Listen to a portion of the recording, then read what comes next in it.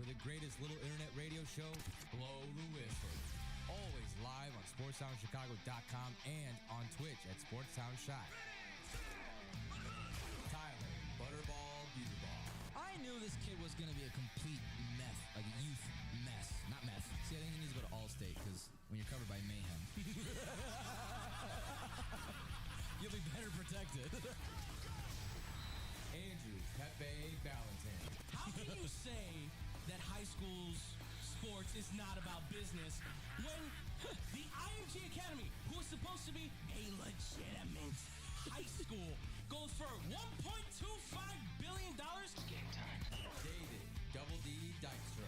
Hope and pray to God that Jordan Love twists his ankle so bad that you get to see this godforsaken mess that is Sean Mother Truckin' Clifford. Tyler Buterball, Andrew Valentin, and David Dykstra. Your greatest little internet radio show everywhere you go. That's right, ladies and gentlemen. You're listening to Blow the Whistle here on SportsTownChicago's.com. I'm Tyler Butterball Buterball. I'm here with my boy Andrew Pepe Valentin. And we do not have anyone else here because they are unavailable. But that's okay because we got lots to talk about today. Everybody's busy. Everybody's busy. David's got some errands. I know Frankie is working on his what is he working on? Oh, his short film for my class. He should be. He should be. If he's listening right now, Frankie, you better be working on that with everybody else. Thursday's the day, baby. And then Nick's at work. He's doing ultimate autographs. He got back to me. Oh, okay. So, That's but good. No worries. Nice.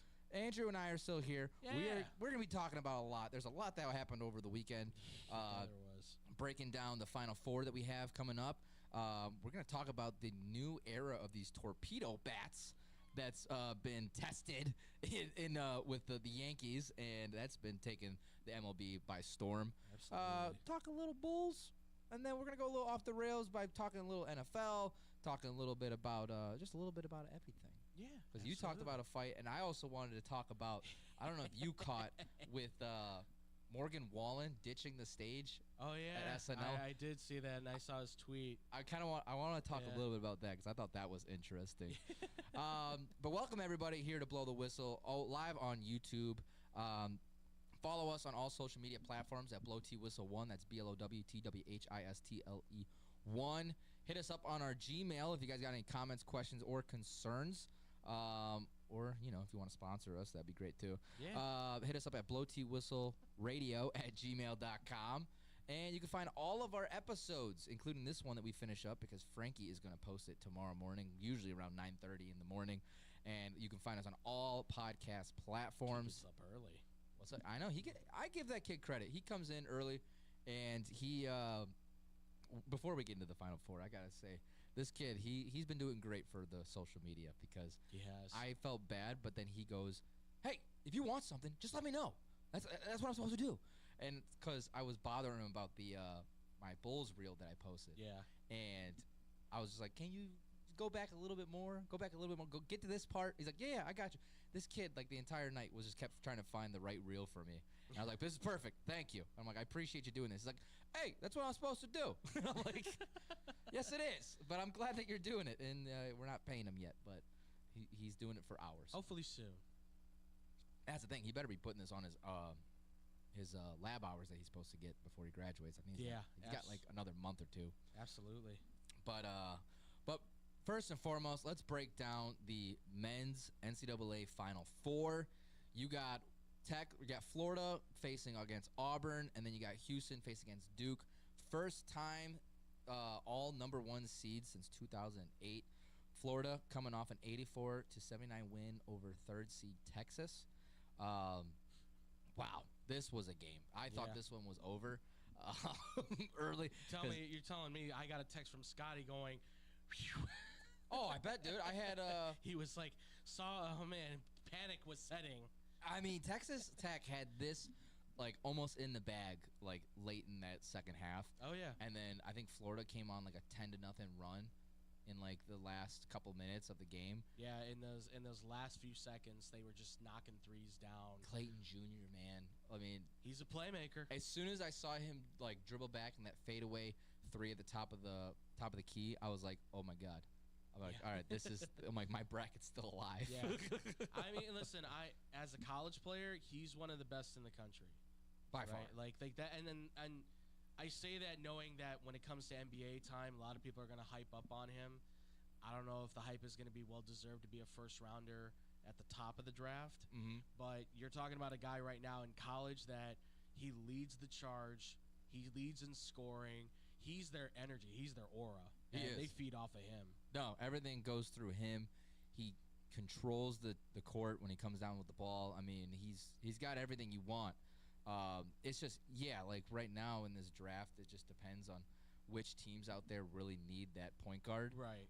And lately in these drafts, like guards are just being produced in general all over the place. Exactly. Everyone's got like freaking Detroit's like 3 deep and some guards. Exactly. 3-4 deep, which is insane because that's what they've been drafting for the past Right. 4 drafts. Got to get it right at some point. But pertaining to college basketball, that Florida team is stacked with talent. They're going to be fine. They're going to be good. This was a game, though, that got interesting because, like you said, you're watching it go down to the wire and you're going, man, Florida might let this one get by them. Like, they really might let JT Toppin and Texas Tech get in the door. Yeah. But like, I mean, if you go look back at the scores, like late in that game, down to the wire, Florida comes back and is able to knock down some threes, get the lead back, and right from there, they had control. I mean, I think it was like with 1:30 left, they held like a 1 or 2 point lead, and then they were able to just like get fouled and hit their free throws, and that's the end of the game. Like, I mean, and credit again to Texas Tech, like Williams stepped up with his boy Toppin. Yeah. But they got outmatched. Like, this was just 2 on 10. Unfortunately, like, that was the thing. And that's exactly what you said. That's what killed them. Is Florida was knocking down their free throws, and Texas Tech went 53% from the free throw line. Yeah. Compared to Florida's 92%. You can't do that. No, like then that's especially in a game like this, you can't have it come down to free throws. But that's a key factor in making sure you can knock down these free throws because 53%. You're not going to win a game. No, that's off of that. That's horrific. I mean, I know. What was it? They only had 13 attempts, but you got to make those shots. You make those shots, you win the game. Toppin went 0 for 5. Yeah, your best player cannot be compared to doing that. Clayton Jr.'s 13 for 14. Like, he visited the line that many times. Oh yeah, 7 times. He's one of those, like, we've seen James Harden play, right? Mm-hmm. He plays so aggressively to get up in people's business, right? Right. That he's looking to get fouled, so that even if he hits the shot, he's getting the and one, or if he doesn't, he's going to the free throw line. Like, that's what I see from Clayton, is Clayton's got that ability to go, I'm going to play in front of you, I'm going to drive into you, and I'm going to try and take the shot, and I know at least, if anything, I'm going to get fouled. Right. So I'm going to get 2 points no matter what, because he's a hell of a free throw shooter. He is. I mean, he plays smart, and that's the thing. Having that veteran that plays smart, that's where the difference comes in. It's not that Texas Tech doesn't have that, but that's where a guy like him comes in handy. Right. I mean, that was the biggest thing. It was just his veteran and his leadership that came through and took the rest of the team. Because, I mean, if you look around the rest of the team, like, the only other player that did really anything helpful, I mean, that sounds terrible, but is Thomas. I've heard it's pronounced Haug or Hog instead of Haw. Mm-hmm. Dropping 20 off the bench, going 4 for 6 from deep. Yeah, that was surprising. I know. I was like, but that's the thing. Like, he picked it up where the rest of the starting 5 weren't really doing a whole lot, aside from Martin. Yeah. But he was just kind of being all over the place. But I mean, a great game. I mean, it kept my bracket alive. No, yeah, absolutely. Yeah. I'll once we get finished up, I'll tell you what stakes are at in the in-law bracket. But they'll be going up against Auburn again, another number 1 seed. Who Auburn? Oh my gosh, they defeated second seed Michigan State. That one was Auburn. What's that? My bracket's busted officially. Oh, you had Michigan State winning? Yeah, that was the last one I had in. I had Michigan State at least making it to the Final 4. Yeah. That one was a tough one. Auburn just came out firing all cylinders. They played their game. They did. I mean, Broom just freaking took over. Yeah. And there was like no stopping him, whether he was going to shoot from beyond the arc or drive it to your face. Like that was probably his best game. Oh, by far. Easily. I mean, he put up 25 points, 14 boards. Like, good Lord. I mean, a couple assists, but then he also had a steal and a block. So, I mean, Only 2 turnovers, too. And one personal foul. That's shocking for me. That blew my mind. He's aggressive. He is. He's aggressive as hell. And he has this one personal foul. Either you can argue, yes, the refs may have played maybe a little favorite on that, swallowing the whistles. Yeah. But, like, dude, I mean, watching him back, I'm like, no, I think he just played really, really smart. You know, he did. He just played really well. He really controlled the court. And, I mean, what a way for him to come back after – he had that arm injury in the middle of the game that looked very concerning. I was like, oh, God, if he's out, then that's Michigan State. And this is Michigan State's chance to come back and win this game. But if that's where I'm at, that if he did not come back from that injury, I think we would be seeing Michigan State in the Final Four. No, I mean, look, even the fact, Michigan, I'm looking at the numbers, geez, 34% from the field, 30% from 3. But 81% from the free throw, so, I mean, they hung in there.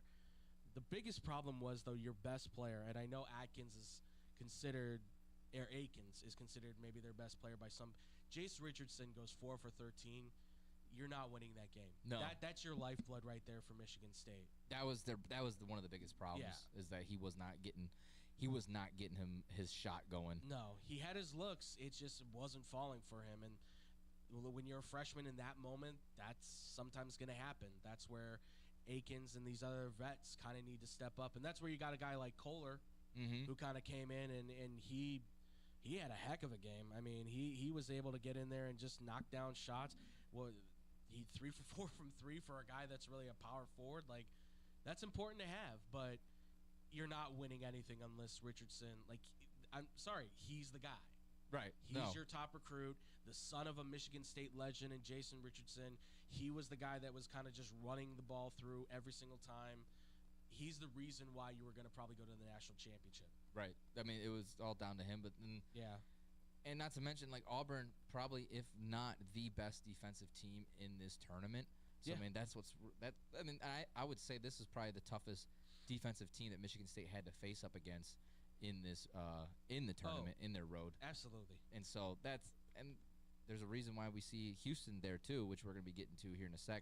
But, like, 2 of the top defensive teams are in the Final Four, and there's a reason for that. Well, and keep in mind too, Michigan's starting 2 freshmen in their backcourt, with Richardson and Fears, local kid from Joliet here, Fears Jr. Shout out. Yeah, absolutely. And that kid's gonna. I think he could be a star. I think he could be a star for Michigan State.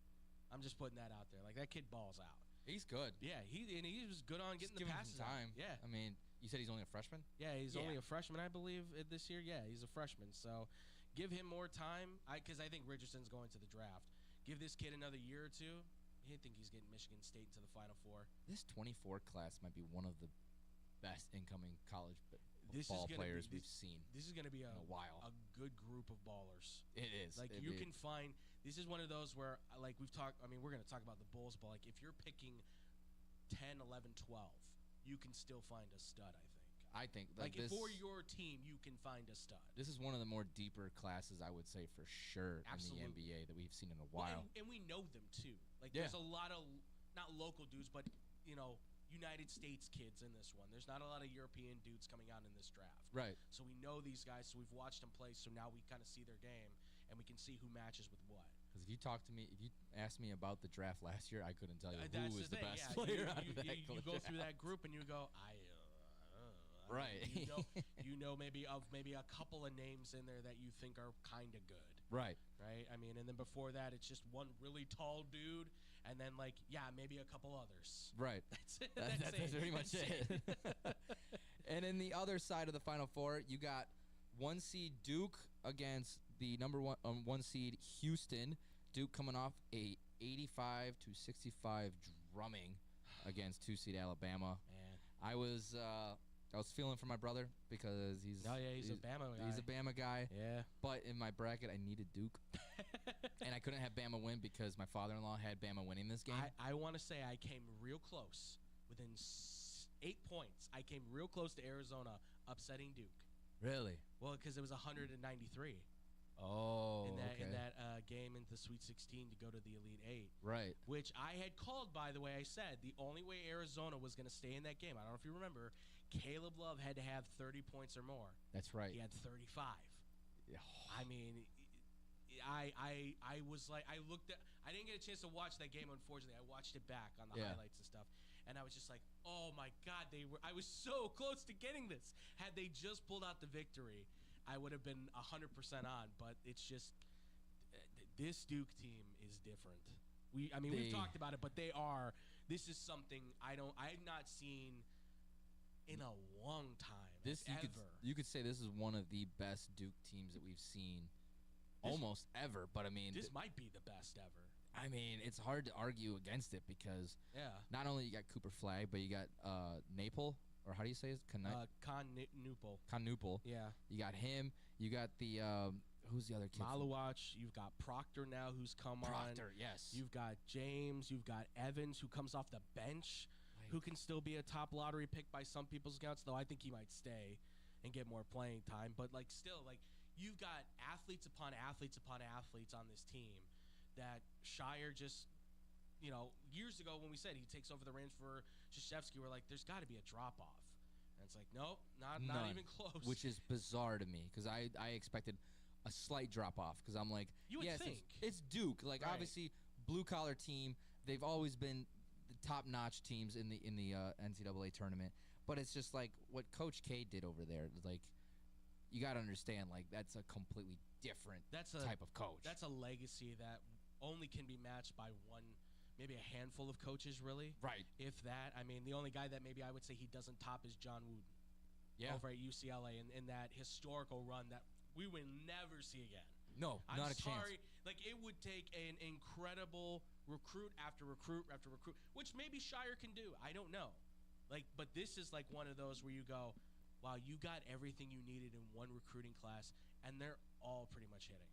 Yeah, and there's a potential that he might get his first championship game within the first 2 years of being a head coach of Duke, which is ridiculous.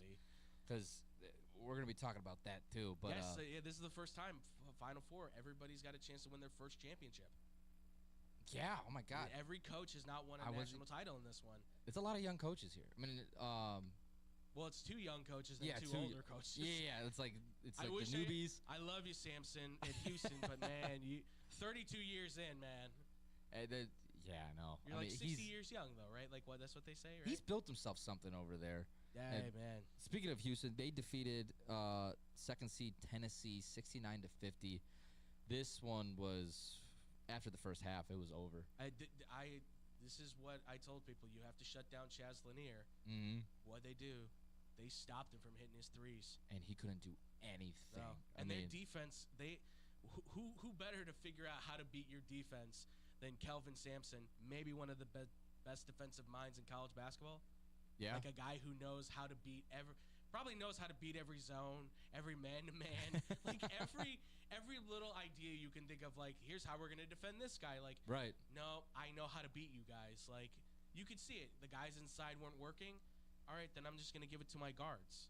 And this goes to show, again, Houston, one of the top defensive teams in this tournament. And like you said, they shut down Tennessee to 15 first half points, which is insane. And and you brought up Lanier, only 17 points in the game. I mean, he went 2 for 12 from beyond the arc. And once you lock him up, it's over. Yeah. It is over. And Ziegler, too, was 1 for 6. Their 2 of your best shooters are not playing their game. That's a problem. Yeah. You need those guys to go. But they got outmatched. They did. Their front court in Houston is led by 2 incredible guards. Cryer and Sharp might be the best backcourt right now in basketball. And now, all right, so now we got the Final Four set. Now let's make our picks. So you got Florida as a 2.5-point favorite over Auburn. Over-unders at 160.5. This one, I mean, it's so damn tough. It feels like, because you want to look at it and say, okay, it's one man against 10 guys again. Mm-hmm. But Auburn and Florida, they know each other. They do. And it's Bruce Pearl, who's a more veteran coach. But like David and we've all said before, Bruce Pearl's also kind of known for his whoops, I didn't mean to do that. Right, we've Like, seen that. We've seen him do it before. So I'm curious. I'm curious to see like how this game starts out within the first, like I will say like the first 5 minutes of the game might tell us how it's gonna go. I think if Florida's able to lock in on Broom, I think you definitely have a clear chance of winning this game. But Yeah. Florida has been keeping their games have been fairly close for most of their tournament run, and I mean they've played some tough ass teams. Absolutely. But I just find way more talent on Florida than Auburn. I mean, aside from Broom, I'm leaning Florida on this one. Yeah. I like where they put the 2.5. I might take Florida to cover that because I think it will be close. But like kind of like how I've mentioned, I forgot which game it was, but how I said that they can cover that 2.5 whether they're up by like a point or two, and then final few seconds and they get some free throws because they're a really good free throw shooting team. Like, Absolutely. that's what helped them win the last game. So I'm leaning Florida, and mainly because I have them winning it all. So even though Duke's freaking me out right now, but I have to pick Florida in this one. I don't think Broom and Auburn's defense can hold up against this Florida offense. I agree on that, and for argument's sake, I'll take Auburn on this. I do think though that Florida is just the better rounded team. Yeah, but I will also go to this and say that I think with what Bruce Pearl has done throughout this tournament, at least he's not shown that mistake just yet. Right. Now, hopefully this isn't it. Might come in the national championship for all we know. Who knows, right? But this does feel like a cohesive enough team with your star playing at his best. He just had his best game. That you can go into this with some momentum. The only worry is that you're going to put Condon on Broom constantly to pressure him, right? Get him into foul trouble. I mean, that's the thing. You can sacrifice Condon to put Broom in foul trouble and then stick your other guys out there to basically play some small ball and still score. right. And that's the worry that I have is that Auburn will let that be the case. Will let Broom, and I hope Broom is smart enough to stay away from that. Like, he's going to get pressured. You know he's going to get double teamed. You know they're going to try to find every way to get you on a foul. Right. But I would then say to Broom, then lean into it. Lean into those fouls that make them make the mistakes. Yeah. Like that's the thing is it's always that difficult balance, right? When we've watched basketball of, well, is it a foul on the defender or is it a foul on him? Like, did he charge or did he, like, it's always that. So make them get the blocking fouls on you. Right. Because then you get them off the court. Like, Condon goes into foul trouble, that's perfect for you. Auburn's in a good situation there. You're going down the lane, you're muscling it in, you're powering the basketball. It's, can you defend the perimeter for Florida? Right. Can you keep Will Clayton Jr. on the perimeter and keep his shot? And he's coming off one of his best games exactly ever, too. And so that's what you have to worry about, keeping him on the drive because he gets fouled, he's going to the free throw, he's getting his shots. Yeah. There's no question on that. So I will lean towards Auburn, but I would certainly still say that I would still say we have Florida could cover still. I would still say Florida could cover. I like that. Like, I was just going back and forth. I'm like, could Auburn get them? Like, it's just tough because at the end of the game, if Florida maybe gets fouled a couple times, they hit, like you said, they hit those free throw shots. They just get enough points to be able to cover it. So it's possible. That's kind of where I'm saying, mainly because we haven't seen a whole lot of madness this year. It's just been quality basketball and just chalky basketball. Yeah. Where, like, obviously we could see a wild ending where it's like a game-winning shot or whatever like that, and then like they're down by one and they shoot it half court or whatever like that.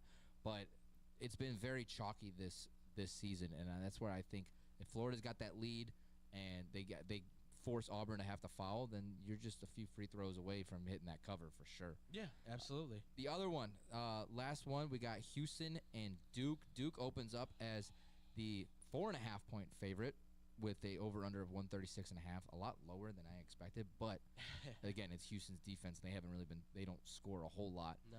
But this one, I gotta lean Duke. I mean, Duke has not shown me any pushback in their entire tournament run. They've just been destroying teams. I was gonna say I'm gonna catch hell for it, but this is a Duke team that's on another level. They are, and I'm sorry, but I like this Houston team. They're nice, but like, it's really the front court with the two guards or their back court with the two guards. Their front court, I don't know how you're gonna be able to handle all of those. Like, I mean, Newpol, Flag, and Malouche, like, they're so deep. it's 6'9", 6'10", and 7'2". Right. You don't have anybody. I don't think, as far as I can see, I don't think they have anybody that could match up with them. Not necessarily. No. Maybe one of those guys, but you're taking on all three of them. And then they've got all the guys that come off the bench. And then you got to worry about Proctor, and then you got to worry about Evans, and then you got to worry about James. And it's just a deep list of guys that can shoot, defend, rebound, assist, block shots, get steals. They just do everything. And it's one guy that's really kind of like an I'm in charge as a freshman.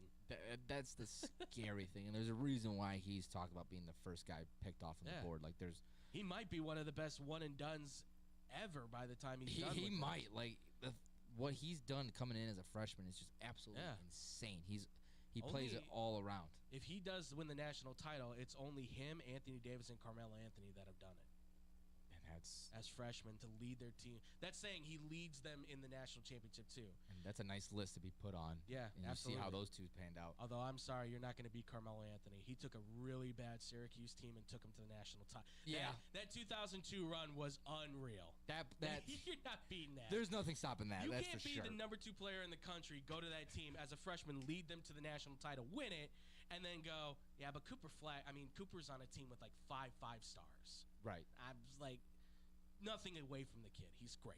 No, he's still great. Like, you had a lot of help. But that historic run from Syracuse and Melo is just unbelievable. You don't go 23 and 13 and then get one guy and go 30 and 5. Right. Exactly. That's unreal. So, but he does this. He could be one of the best we've ever seen in college basketball as a freshman. Without a doubt. So we're both in favor of Duke? I would say what's the spread again? 4.5. It's moved up and down. Like, I might take that on double digits almost. Like, I just don't know if Houston. It's the thing. If you're telling me Cooper Flag's going to have somebody double teaming him, then Newpol's coming wide open and he shoots threes all day. Yeah. And then you can dish it inside to your 7-2 center, or you can give it to Proctor. That's the problem. How do you cover every guy? You don't. You can't. You can't. That's the problem. And Houston's not a high scorer. And that's where I'm getting worried in this championship. If it's Florida or Auburn that faces against Duke, because I mean, again, they have talent.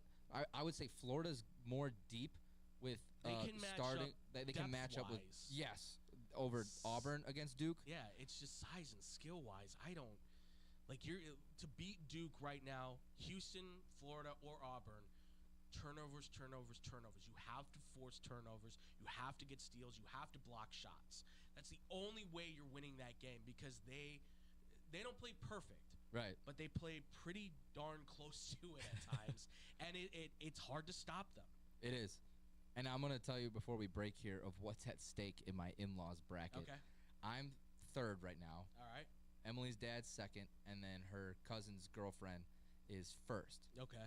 She has Duke winning it all. Okay. He has Houston, and I have Florida. Ooh, it really is going to come down to who wins this tournament. Right, yeah. And it's like stressful as hell. So I feel bragging rights at Thanksgiving and Christmas. Exactly. So that's why I'm like, I got to win this because I need to show I do this for a living. If I'm wrong, they're all gonna tease me. And so I feel more confident of at least finishing second, because I think Florida will make it to the championship over Houston. Yeah. I mean, Houston's got Duke, but it's Duke that's stressing me out right now. That's the only thing, is that looking at those Duke Blue Devil, like, that's an NBA professional team right now. It is. As far as far as the eye can see, all of those kids can go into the declare for the draft, and they will be first rounders. Yeah, you're getting selected. Somebody's if not the first round, you're getting picked up. Now it'll make me curious of what Duke does, but they'll find some other freaking people. Oh, they've got another set of guys coming in. Don't worry. Yeah, they find talent. That's the and again, this credit to John Shire. If anybody could take over that program, I guess he was always the one. From a guy that won at Duke years ago to a guy that's coaching Duke now, possibly to a national title. This goes to show how smart those guys were and how how good Krzyzewski was too as a coach. Duke University is going to be open up that checkbook to NIL, keep him baby. around. Yep, exactly. Coop, don't go, man. Stay. Stay one more year. Make that NIL money. Don't go to Washington. Don't do that. Charlotte, maybe. Utah, Washington, no. Oh, you know what? Just have San Antonio just keep tanking, and if you can end up in San Antonio, Oh, God. holy God, dude. I'm sorry, them Bulls. I'm done. That's too good to pass up. That's Wemby to tough not flag the De'Aaron Fox. That's something. That's a pretty little matchup lineup right there. Absolutely. All right, that was our final 4 picks. Let us know what you guys think of our picks on hit us up on social media or on this YouTube chat while you guys are watching and listening to us right now. But when we come back, there is a new possible future of the MLB with these bats. We're going to be talking about that next here on Blow the Whistle on SportsSoundChicago.com. Chicago sports for sure. SportsTownChicago.com. It's the summer of coffee at Dunkin' Donuts. To reach peak summer mode, you need your summer coffee. Like a smooth, new s'mores frozen Dunkin' coffee, a refreshing butter pecan iced coffee, or a sweet coconut cream by cold brew. What could be better than an iced or frozen coffee on a hot summer day? Nothing. Dunkin' Donuts has all your favorite flavors this summer. So come enjoy the summer of coffee and keep cool out there, kids. America runs on Dunkin'. Price and participation may vary. Limited time offer.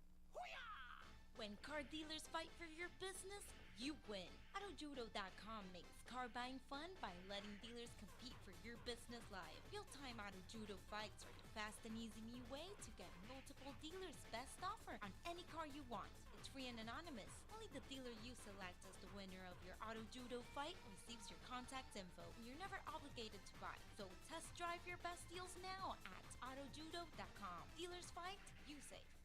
Yo, check it out. We got the finest pizza in all the land. Italian Fiesta is on deck, and I'm telling you, it's a hit. These pies don't miss. No matter what time you get the munchies. Pepperoni, extra cheese, turkey Italian sausage, they got all the toppings. Italian Fiesta delivers until midnight during the week and 1 a.m. on the weekends. Plus, you can use your Uber Eats or Grubhub if you got the app. And if you ain't rocking with the pizza that night, try one of their sandwiches or pasta. And they have plenty of side dishes, just like me, if you know what I mean.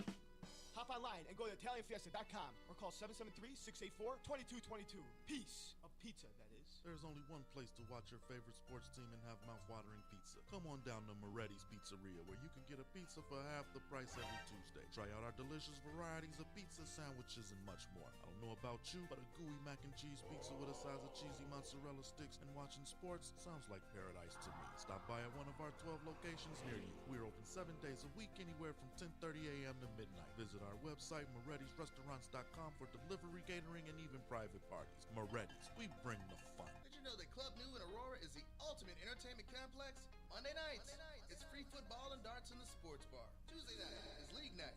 Join the pool and darts team. Wednesday night is ladies' night at Club New. All the ladies get in free. Gentlemen pay a $5 cover after 9 p.m. Thursday night starts the weekend off right with college flashback night.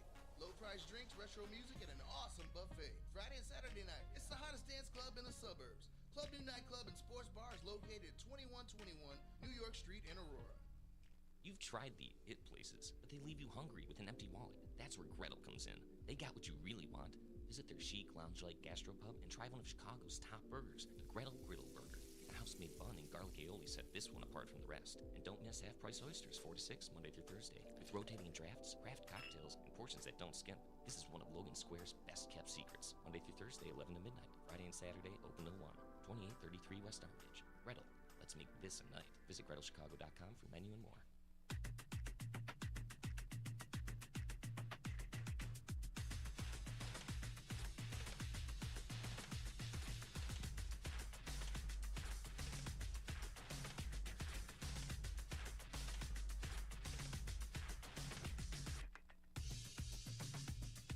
Welcome back here on Blow the Whistle on SportsSoundChicago.com. Tyler Andrew here with you. We just broke down the men's Final Four with Florida up against Auburn and Houston facing Duke. Made our picks. You kind of heard who we like for the championship game, but we'll still tease that here later. Absolutely. And as I said earlier, I was like, where's this music coming? And as I was saying, if you guys haven't paid attention much of the opening day, there has been a new era of what they're calling these torpedo bats. Yeah. And if you haven't saw the Yankees up against the Milwaukee Brewers in their 3-game series, New York Yankees has scored 36 runs in the series sweep. 15 home runs in 3 games, tied with the most in a 3-game series since 2006 when it was the Detroit Tigers. And it was the most runs scored in franchise history in a 3-game series. And I think I also saw it was the most runs scored in MLB history in a 2-game span of 24 or 22 or so. No. Yeah, because they scored 20 in the first game. Yeah. And then 12. So 32. Yeah. 32 runs. And so now that's been the big talk around Major League Baseball is these new torpedo bats, which for those of you that are wondering, and Andrew, you could probably give a better explanation, but correct me if I'm wrong. It basically with these torpedo bats, it's based on the hollowness of the ball or of the bat. Yeah, the concentration of most of like the wood and everything is kind of centered into the center of the barrel of the bat, where you get more contact with the ball, and that will help produce more power, and it gives you a different. It can change obviously the angle and can change how a simple hit suddenly becomes, right? So what was a single can now become a double or a triple, right? I mean, it because of how it's curved, if you can see on the camera, it starts here and then kind of widens out. It's got a little bit of like a pear shape, like as it goes down. It's kind of like and then kind of goes back down to the rest of the bat. So it's obviously it's a little bit interesting looking when you first see it, because you're kind of like, that doesn't look like a normal baseball bat. It is funky looking. Yeah. Like it's not just like you said, a straightforward bat. Yeah, it's very different. But the thing is, these are completely legal. Yes. Because it follows all the rule guidelines in MLB. But what the difference is, what they're doing is they have the oh my God, you just said the word too. The barrel. Yes. They have it lined up specifically to each player based on where like they're making contact the most on the bat, which is benefiting them in their favor by being able to hit the ball harder and further. Correct. Reason why Aaron Judge had 3 home runs in that first game. Yes. And so I guess I'll base the question to everyone else, and I'll base it to you, Andrew. Should the MLB lean towards these torpedo bats and everyone else using them, or should this be like this is taking away the fun from the game, as far as because they made rules to speed up the game, and with all these home runs going out of the park left and right, it's slowing down the game a little bit, but you're getting more runs and more quote unquote excitement back not back into baseball, but into the game. Let us know your guys' thoughts on Facebook, Twitter, and Instagram. Blow T Whistle 1. Let us know on our YouTube chat as well as we're going along with this. To me personally, I don't hate the idea of these torpedo bats. Yeah. If everyone, it's just the Yankees were the first ones to actually do the science into breaking it down where it fits to each player, and no other team was doing this. They just kind of, and so now you're seeing the production out of it. Right. You're blowing the Brewers out, which is great for the Cubs. I was gonna say, I'm sure you love it. I'm loving it because they got their asses swept. Yeah. But this makes it interesting, and this gives players like more of a chance of hitting. And it's like it doesn't take away from pitching, in my opinion, because yes, is taking away from more strikeouts and stuff like that, and giving more hits to players. But again, it just makes you have to do your job a little more, pitch better. No, yeah. And you're still having to do the job of swinging. You're using the rules that are given to you, but suiting it to your comfortability, which is totally legal. No, absolutely. And that's the biggest thing is that, like, you have to like keep this in mind. Like, with this new bat, yes, it could potentially slow the game down, and I understand where people are coming from on that. Of course, we've done all these things to try and speed up the game now, right? And you want to try and get that point across more than ever, right? With the pitch clock and everything, and it seems to have worked in that kind of respect for sure. But what you also, that's the balance you're trying to find, right? How do we get more production out of our game whilst keeping the time down low? Like that's the biggest That's the hardest thing to do right now in baseball is I want more runs and I want more action. But I also don't want to be at the ballpark for 3.5 hours. Right. And it just kind of feels like, well, you don't get more. You're going to need more time if you get more action. Right. And I think there's a way you can still have that balance. It's for baseball, it's just very difficult. And this could be a way of you being able to do it where run production goes up while the game is still considerably on a time clock necessarily. Like, it's still very fast. It's just, for me, I don't have a problem with it, but I have a problem, though, with then all of a sudden this becoming a thing for baseball players where they know how to now convert to this bat, and now you've got guys who are just kind of doing what they're doing right now, but more so than ever just trying to go for the home run fences when you don't really need to go for the home run, and then teams are still seeing, like, the lack of hitting production. Yeah. Like, yeah, the Yankees have done really good, but the Yankees also have a really solid lineup of hitters where that bat makes a lot of sense. And that bat is really kind of there, I think, to help guys who are kind of lacking in the hitting, right? Like Jazz Chisholm Jr. Yes. Jazz Chisholm did not do very well last year as a hitter. No. But this year with that new bat, he looks like he's improved. So I don't know if this is maybe just something they're using temporarily to get these guys' like stats up, or if this is going to be like a mainstream thing or whatnot. But I don't have a problem with it. I mean, if it's not against the rule, why? It's not harming player safety. It's not doing anything. It just looks weird. Aesthetically, it just doesn't look pleasing maybe to baseball fans. But I don't have a problem with it. If it makes the game more interesting and it makes the game better in our regard, then what's the problem? If it's completely legal, and like you said, like Chaz Chisholm Jr. is one of those guys that have not been able to hit the ball well, and Anthony Volpe not too bad. Yeah. But and then even Cody Bellinger going yard in that game, in that series as well. If it's not breaking the rules, unless the commissioner decides to change the rule and be like, no, we're taking away these bats. But like you said, they do look funky. Like someone made it a good point that they look like a bowling pin. Yes, they do. It's thinner on the end, if you guys can see, and then it kind of like widens out and then comes back in. So it's a funky shape. It is not like your typical looking baseball bat. But I mean, and this is what people like. I mean, it's more production. You might be right where it just might be for the players to help their hitting and their batting averages and stuff like that. But I mean, if any other team or every other team uses these bats, I mean, what are we arguing about? You know what I mean? It's fair game for everybody, and it was always fair game. Any other team could have done this to their bats. It's just it's more of the alignment of where you put the barrel. Yeah, exactly. And it still takes a good hitter to be able to swing that thing and put it in the right place. Like, you're not hitting a home run unless you're a very good hitter.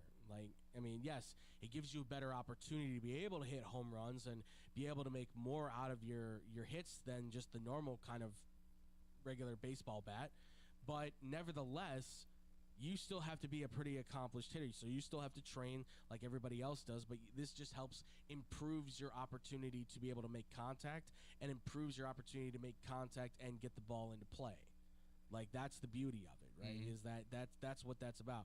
Now, yeah, that's going to hurt pitchers, and that's going to hurt defenders, obviously. Right. But everybody's trying to look for that advantage to win, and if this is an advantage for teams to be able to find to win, then fine. Yeah. I mean, nobody's saying this is going to be the championship difference maker right now, No. I mean, if we see the Yankees all of a sudden running off with a lead and we're looking at this, okay, then yeah, you're going to get like a tush push kind of thing, which we're going to get into here later, but it could be the same kind of deal. But right now, you can't say there's anything illegal about it, and it's not harming anybody. So until it starts to do that, I don't see it going away. I don't see it being a problem, really. Now, I want to ask you, what the? My microphone fell off. Hold on one sec. Great radio. What the hell? See what happens, Tyler. You give an opinion, and now the station You don't breaks. like what I have to say. I know. Oh my God! What the world? All right, you might just have to hold it. Here, I'm gonna ask you the question, then I'm gonna start fixing this. Go for it. What does this? If they keep with these bats, this feels so weird. if they, this is ridiculous. This is gonna go on a blooper clip. This is fantastic. Oh my this God! Is clean clip. If let's say if they do go along with these bats, and everyone around the league is going with these bats, what does this change for pitchers as far as having to change their motion and their speed of pitching and velocity? And then could this potentially, if they go along with this in the rest of the league, could this raise up injuries for pitchers having to try to do different things? That's the one place where this can possibly come back as far as like what it can do for harm, because what we've seen from pitchers thus far already is that you're trying to find the fastball guy, right? You want the 95 to 100 plus mile an hour guy who can just burn it, who can just throw it down the middle and just absolutely, clean your clock if you need to down. It's not a necessity. You want guys who also have a good breaking ball as well. The problem is, though, is that you hang out a breaking ball, a curve ball, a slider, something like that with these bats. I mean, there's a good chance that on every other pitch, then if you're throwing a breaking ball, that could possibly be a triple or a home run now. Like if you get a guy who knows how to be able to swing it and swing it just right, all of a sudden that sucker's going out of the ballpark. So I think with what this does for pitchers is they're going to have to change their game up. I think you're going to see a lot more of what we've seen from guys like, old school guys like Greg Maddux, right?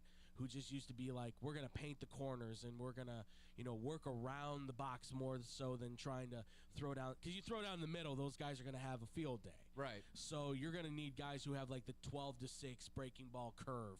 Start from the top and go to the bottom, right? You're going to need guys who have like, a slider that can just, or a cutter that can just come through the air. Or you got the two-seamer that just, goes through and then drops off at the end. You're going to have to get more creative with your pitches, I think. And you're going to have more of an arsenal in order to get these guys guessing.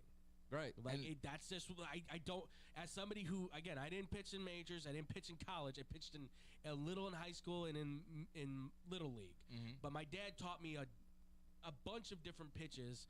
Some I don't think you should be throwing. I don't think I could have been throwing back. But back then, like, nobody knew what to say. Like, what do we say to a guy with a palm ball?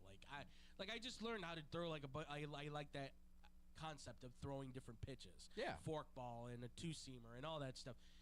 And knuckleball especially. I love throwing the knuckleball. But you're going to have to learn how to have that arsenal like we've seen with guys like you, Darvish, or Paul Skeens, or any of these other guys that have like 6, 7, 8 pitches maybe, and you go, well, I have to keep them guessing. Yeah. You can't just have slider, curve, fastball. No. Because they're going. I mean, even now, I would dare not recommend a guy just have those 3 pitches. Have a 4th one with you just in case, because eventually those guys are going to lock into how does your ball break, how does your fastball go down the middle, where's your zone that you like to locate. I mean, look, we're not on the show, so we can't see the little squares and everything, but they can kind of picture that.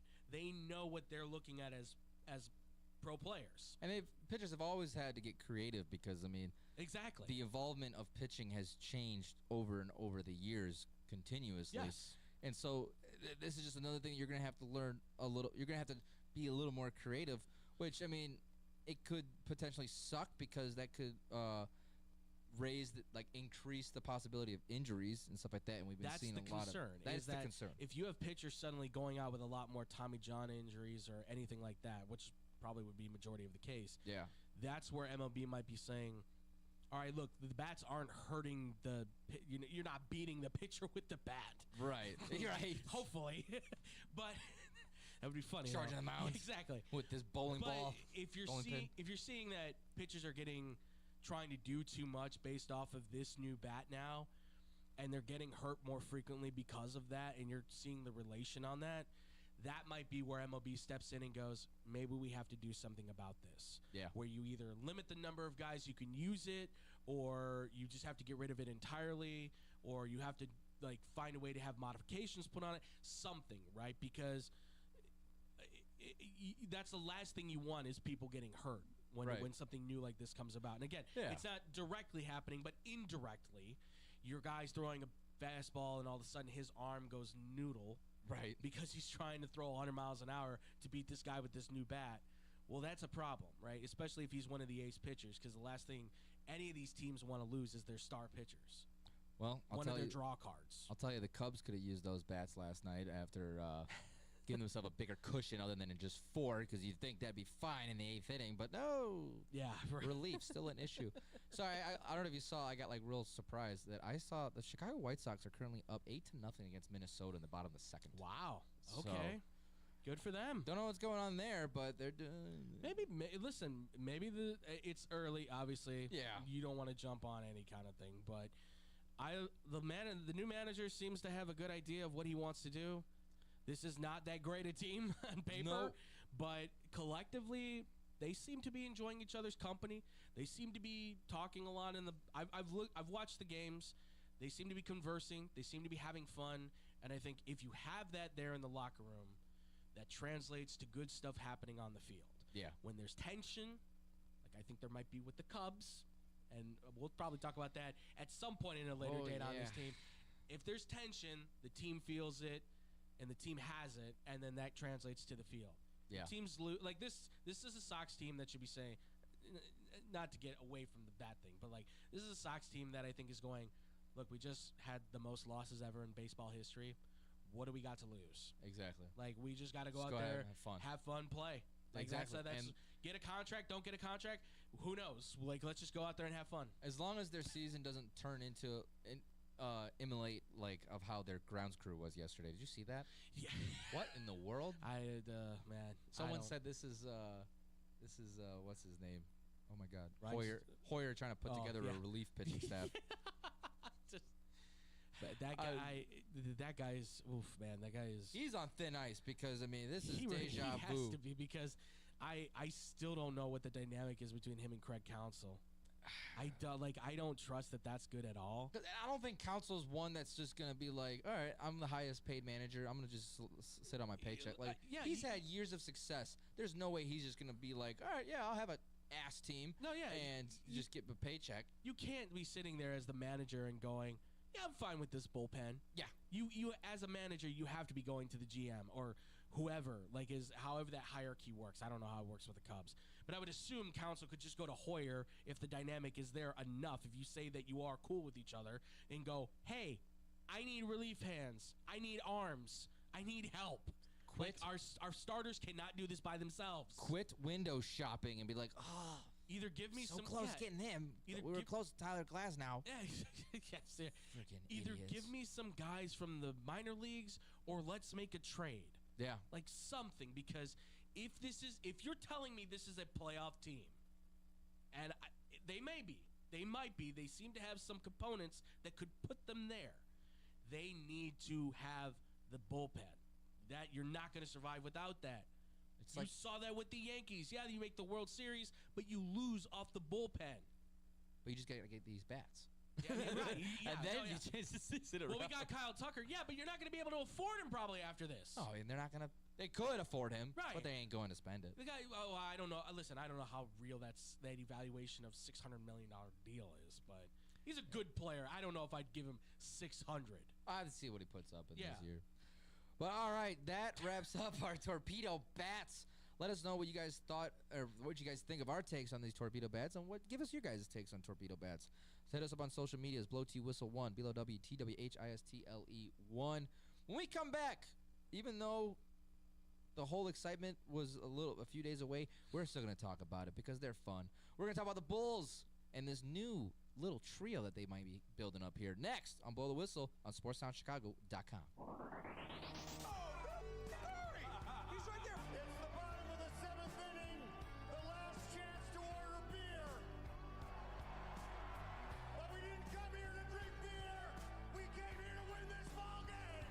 Chicago's so lucky. SportsTownChicago.com. 1, 2, 3 into the 4. Pizza at your house and you can get it at the store. Uh-oh, here we go. Chicagoland area. Little Caesars is heating up for the summer. Try our new Crazy Puffs, $3.99. Walk in or delivery. 7 days a week. 4 p.m. to 8 p.m. Filled with cheesy mozzarella, pepperoni, pizza sauce, buttery, garlic flavored drizzle, Italian herb and Parmesan seasoning, deep dish Detroit style pizza, $7.99. Super cheesy bread, $5.99.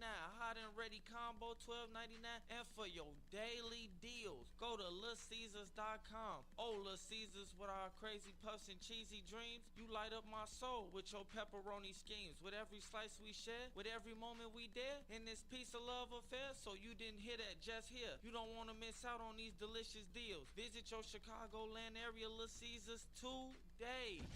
Cheese, cheese, cheese.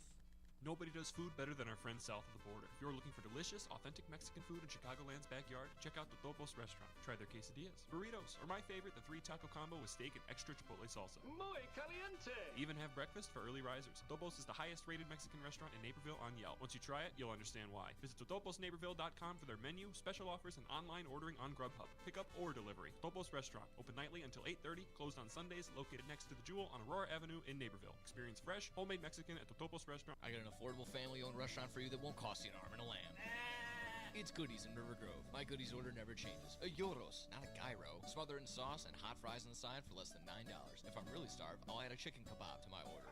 Looking for more? Try a juicy cheeseburger, Chicago-style hot dogs, or a toasty corned beef milk. I can walk in 7 days a week, dine with my family, or call 708-583-1700. Pick it up and enjoy it at home. Can't stop in? Not a problem. Goodies delivers through Grubhub, DoorDash, and Seamless. Goodies is located at Cumberland, Belmont, River Grove. Goodies, bringing authentic Greek food to the Chicago. It's the summer of coffee at Dunkin' Donuts. To reach peak summer mode, you need your summer coffee, like a smooth new s'mores frozen Dunkin' coffee, a refreshing butter pecan iced coffee, or a sweet coconut cream pie cold brew. What could be better than iced frozen coffee on a hot summer day? Nothing. Dunkin' Donuts has all your favorite flavors this summer. So come enjoy the summer of coffee and keep cool out there, kids. America runs on Dunkin'. Price and participation may vary. Limited time offer. Looking for a great bargain? Want to find cool collectibles? Need to get fresh fruit and vegetables for the family?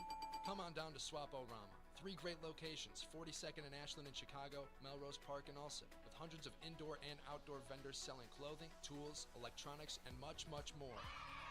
Have stuff for sale? Become a Swap-O-Rama vendor and turn your hidden treasure into cash.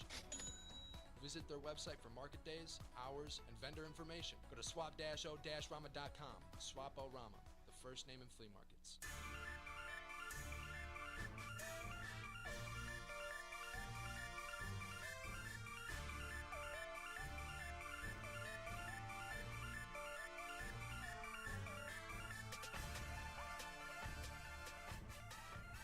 Welcome back here on Blow the Whistle on SportsTownChicago.com. You can see our pretty faces here on YouTube, and we'll probably be getting back on Twitch soon. We're just trying to we're testing some things out. Yeah, because we're doing some new stuff, folks. Right now our connection's been better, so we're baby steps, people. Welcome back. We just finished talking about these torpedo bats in the MLB as the Yankees yanked 36 runs and I think 15 home runs in the 3-game series. So the future of hitting, ladies and gentlemen, could be at our grasp. And now we are going to be talking about the Bulls. And I know, poor Frankie, he's been wanting to talk Bulls so much. I had to force David to talk about the Bulls on Wednesday. He didn't want to. Frankie wasn't here, but he was so glad that we talked Bulls. He was complimenting me. He's like, you had some good takes. I'm like, I appreciate it, bud. I'm like, I'm not going to let David yell at me. I know what I'm talking about here. But, yes, we're going to talk a little bit about the Bulls because, obviously, they have been the talk of the league lately. They went 4-2 on a road game in the West Coast. They did fall to the Mavericks at home, 120-119. But that's not even the biggest conversation. And they're back at OKC tonight, facing off the Thunder. That is going to be a tough game. Very curious. Is this the first time that they're playing against each other after the trade? It can't be. I don't think so. No, I don't think it can be. I'm gonna go back and just make sure. That can't be right. That'd be a hell of a stretch. No, they've had to, or maybe it is. I don't know. Holy God, they might be. Yeah, it's the first time these two have played each other. Okay. Wow. So Giddey's first time back in OKC tonight, which would be kind of interesting, and then first time Alex Caruso can see his old buddies in Chicago. That's wild. I would have thought they would have played by now. Yeah, I did not. I didn't. I Unless, wouldn't have thought that at all. unless I'm blind here, but I'm like, yeah, no, this is the first time they've played each other. This would be cool. This would be a fun, especially with the way how Giddy's playing. Right. And that's what we're talking about here is this new possible trio of the young Bulls. You got Kobe White, who has won Eastern Conference Player of the Week 2 weeks in a row. Mm-hmm. Josh Giddey averaging a triple-double in his last 5 games. And then Matas Buzelis emerging as a star rookie, which I said last week that if he did this early into the season, we'd be talking about him as being the favorite for Rookie of the Year. Oh, absolutely. I mean, with no doubt. And the Bulls got him at pick 11. But you guys heard on last week, and then I'll have this conversation with Andrew since he wasn't here on Wednesday, and we were going back. I was going back and forth I was with David. not privy to the conversation. No, Nick was here to kind of be like, we were just tag teaming and beating up on Dykstra. But no, so to me, this is where it's exciting. And yes, I know the Bulls will probably make play-in tournament once again, 3 years in a row. The best play-in second exits teams, because they'll win the first one, they'll lose the second one. That's a great way to put it. But call me crazy. Okay, I think they make playoffs, or I think they make the playoffs after going in the play-in tournament. If they play like this, because to me, I think you have 3 kids that you can build off a team with Kobe White, Josh Giddey, and Matas Buzelis. I mean, Kobe White, as we've talked about before, he's one that I felt like he was being handcuffed to being the star that he is with Zach LaVine and then DeMar DeRozan, because you got those veteran quote-unquote stars over there. And there was a lot of speculation of the issues that Zach LaVine was bringing into the locker room and stuff like that, him being the star but yet not playing to that star potential.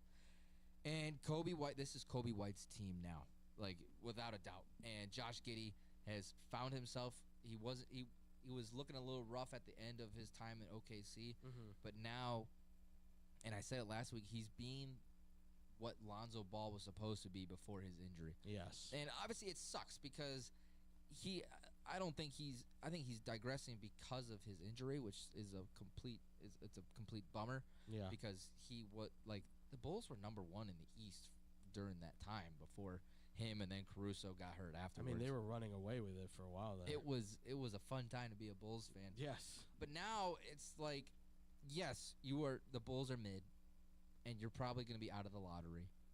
But the thing is, you have 3 kids that are playing top level where you don't need to really get that lottery pick. You just need some solid big men. Yeah. No, absolutely.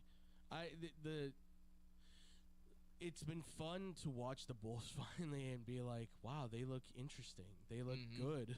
Exactly. It's something to marvel at, because obviously, look, Chicago's been looking for this for a long time, right? Something that is somewhat reminiscent of the days of like a Derrick Rose with Joakim Noah kind of thing, which, can you ever get back to those days? Certainly you can. It's going to take time, and I think everybody knew that once Derrick Rose and Joakim Noah had left, like, it was going to be a complete and total rebuild, right? Especially once Jimmy Butler was out the door. Like, that was the final piece that kind of, like, that was it. Cracked the whole thing and said, okay, it's rebuild time. The problem has always been, though, is that the front office has always kind of lacked the luster to kind of go after top players and make big and bold moves. Right. And with this front office, obviously, it's been a miss as of late, unfortunately, you have to say, because the Patrick Williams thing has not worked out. Right now, as far as Dalen Terry goes, he's kind of been a no-show as well. He's had his moments where he's hit some shots, but other than that, you can't really say he's lived up to the hype you were hoping he would be able to bring. No. And they haven't had a first-round pick really yet to burn. So this is going to be their first time being able to pick the first in the draft, because they got their pick back from San Antonio. Right. So what we've seen so far, like you said, Josh Giddey is doing everything that we were hoping that Lonzo Ball was going to do. If not better. If not better for sure, because he adds, I think, more with rebounding because he's about 2 inches taller. He's a little bit better defensively only because he's a little bit heavier. Well, I can't even say that really, because Lonzo's still a good defender, even off the injury. But I mean, Giddey at least gives the energy on defense. He's not the greatest defender in the world, but he can defend on the perimeter. He's got quick hands to poke out the ball. Yes, he can get steals, and that's important. And his scoring effort has been fantastic. Kobe White, I think it's finally clicked, right? Yep. Like, yeah, you come in at 19 years old, you're not going to know everything. I don't know how many people I have to tell that to. 19 years old, he comes in out of UNC as a freshman. You're not going to know everything, right? You now are 23, 24 years old.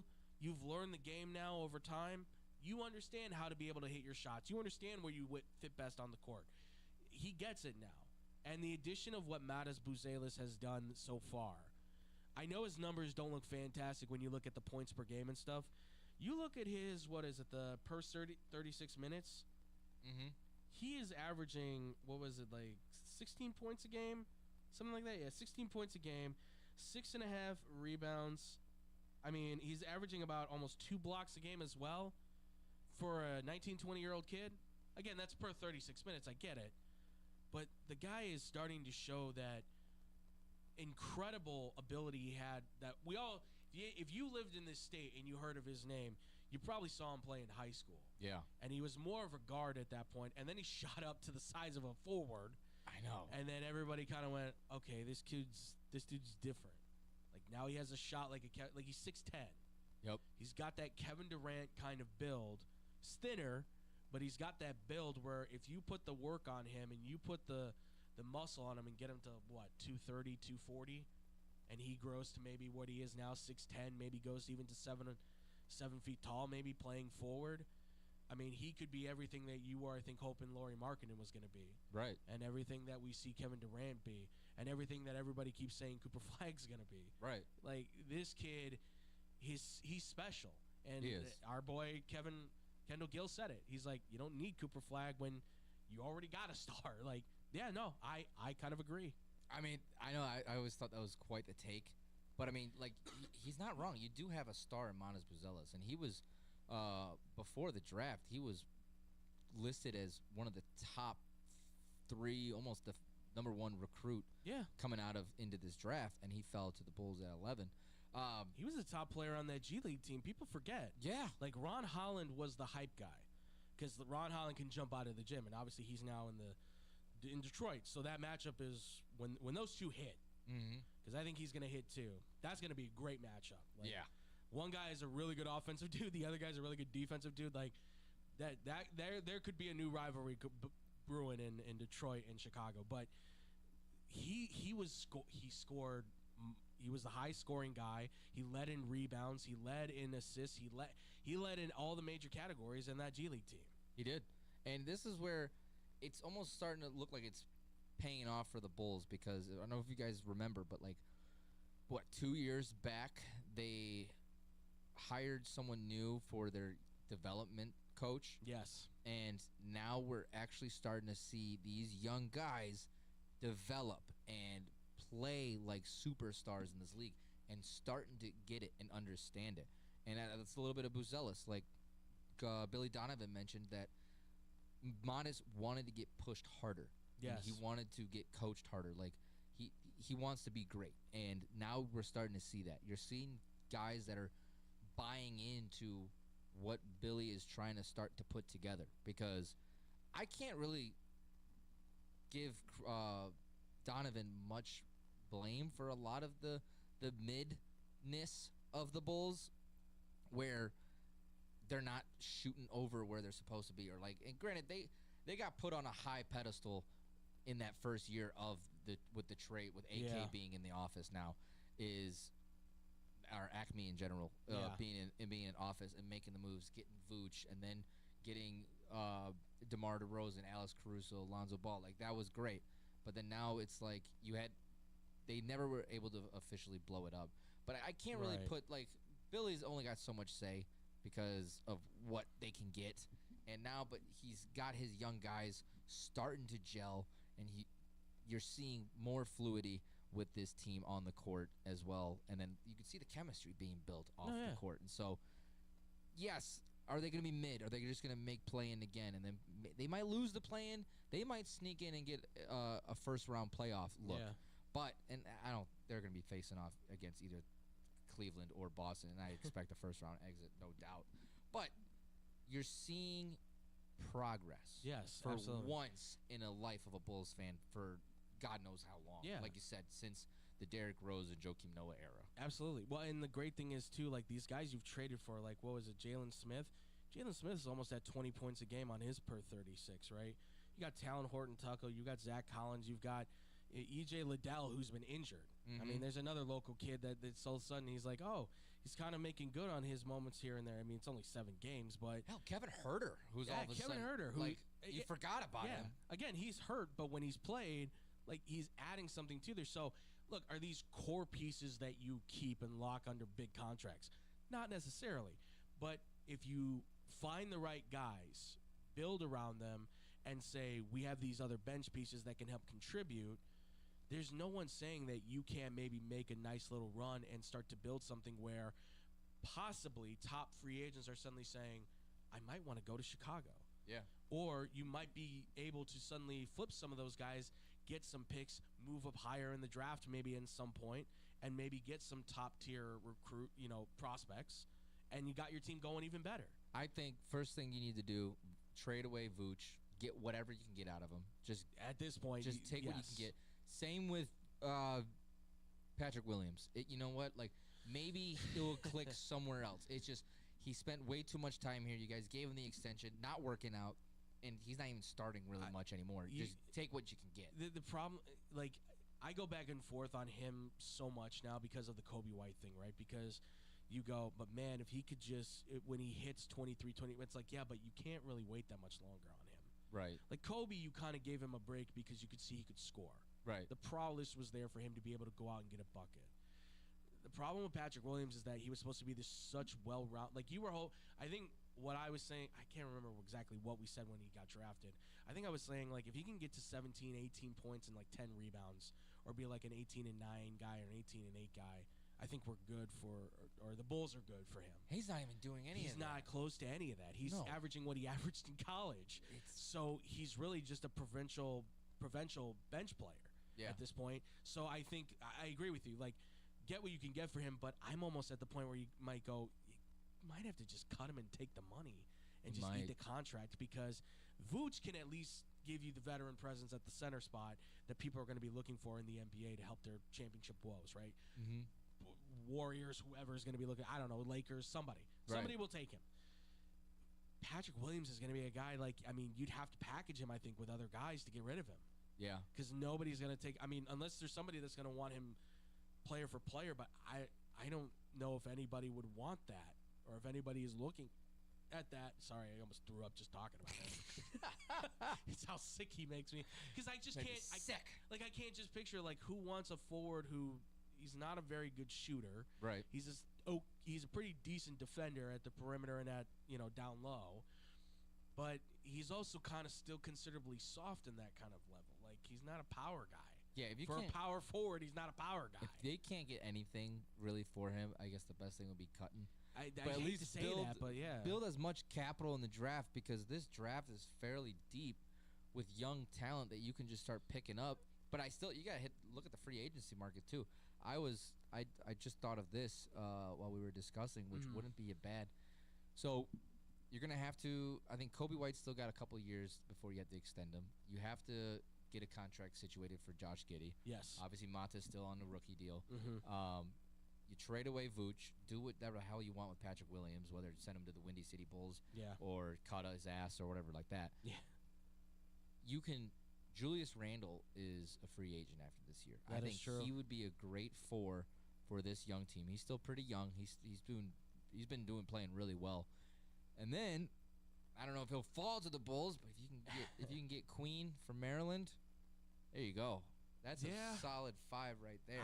I listen. I mean, we're gonna talk about the NBA draft more, obviously, when it comes closer to that. But just look at, like, I mean, we've already kind of talked about it a little bit, talking about these college guys. Derek Queen, I think. I know he's smaller size, and I've heard a lot of people be like, he reminds me of Clint Capella and stuff like that. I'm like, it's not a bad thing. And nice by the way, Clint Capella, I think, is going to be an unrestricted free agent if you want another center. He is one, yes. I believe so. So if you think this guy's going to be I think he's going to be Clint Capella with more scoring ability. Like, I would look at him and say, Al Jefferson, maybe. If you remember that name from the Utah Jazz days, and I believe it was Charlotte he was with too at one point. Paul Millsap is another name I kind of think of.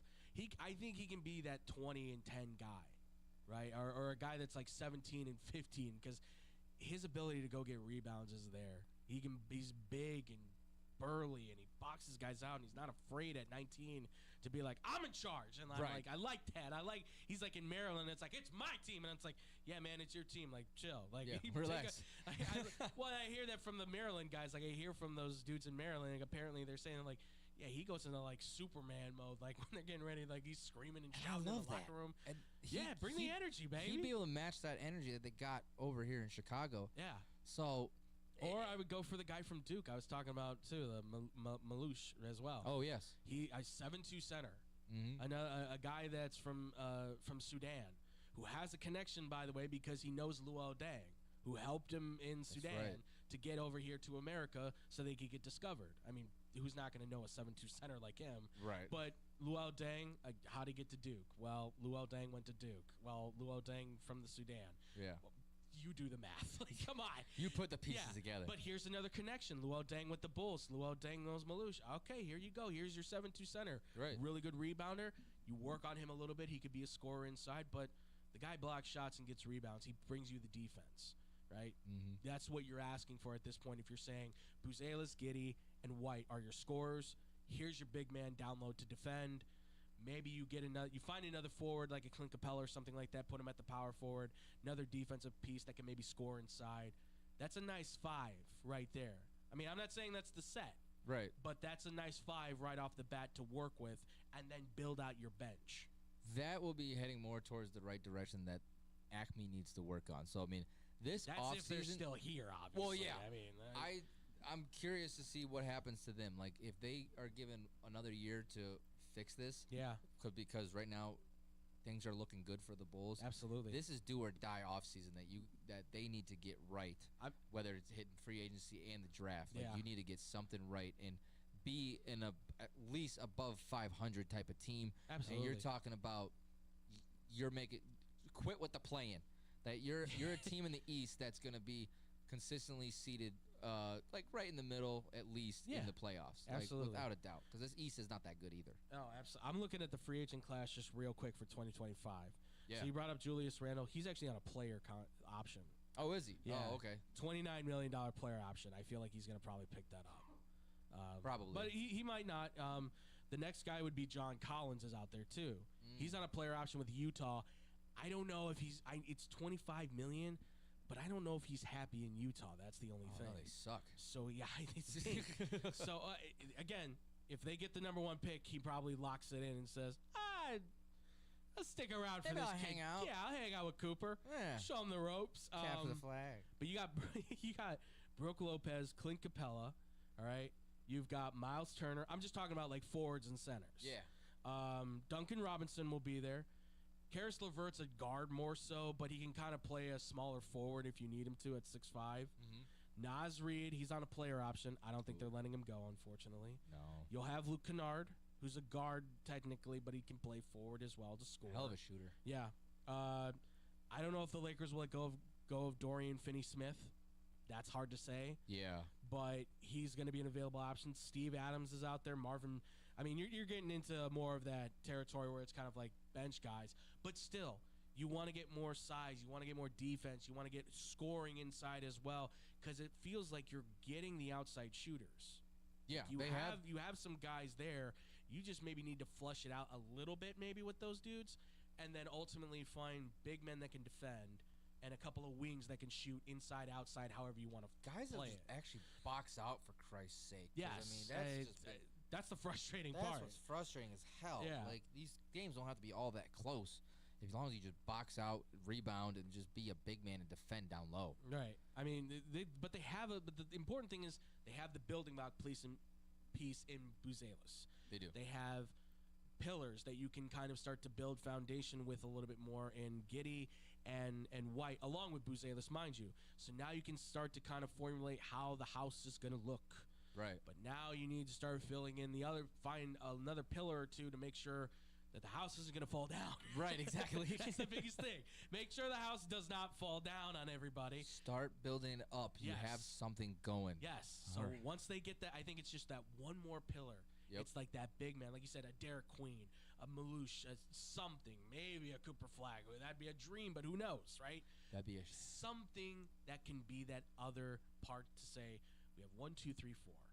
Now let's start building this house out. Exactly. Now get some little role players, stuff and like that. then you can fill it with your furniture. You can paint it whatever color you like. Make the kitchen whatever you want. And next thing you know, you got the most beautiful house on the block.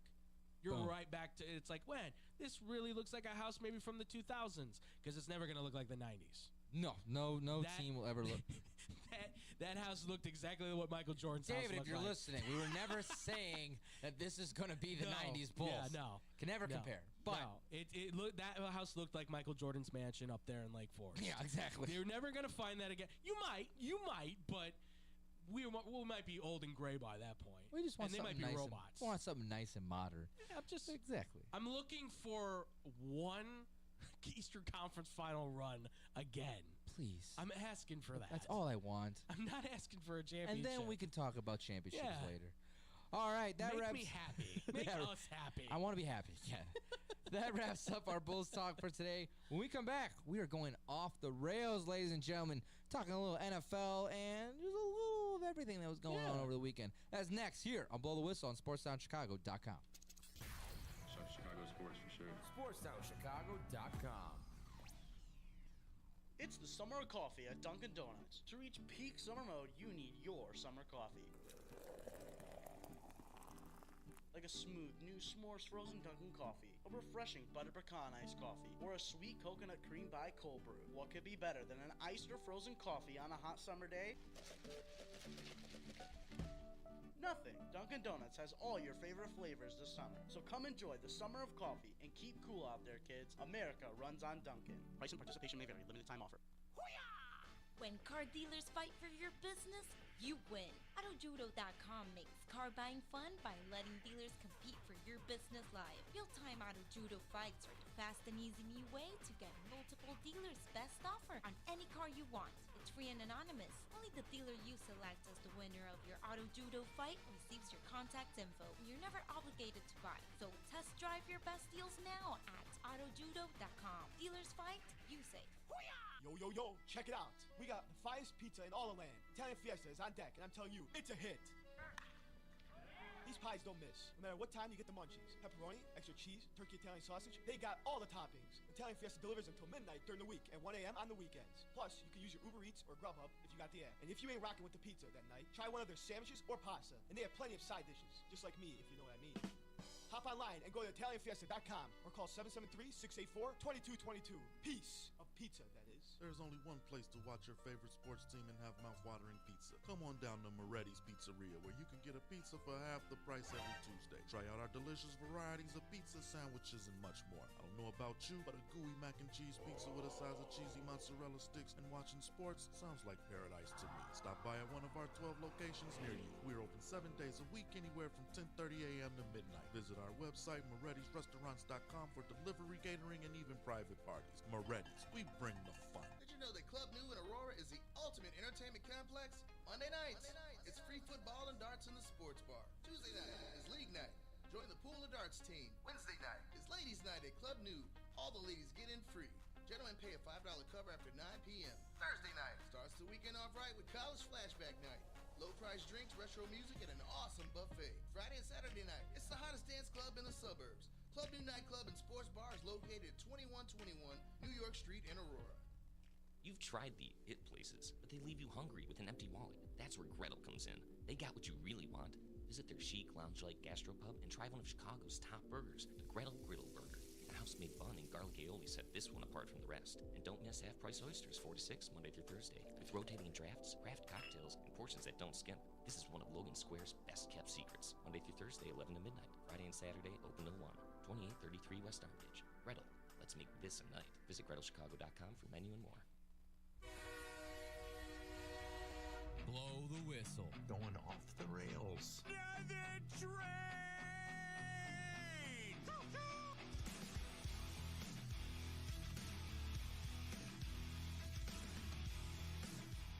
That's right, ladies and gentlemen. It's time to go off the rails here on Blow the Whistle on SportsTownChicago.com.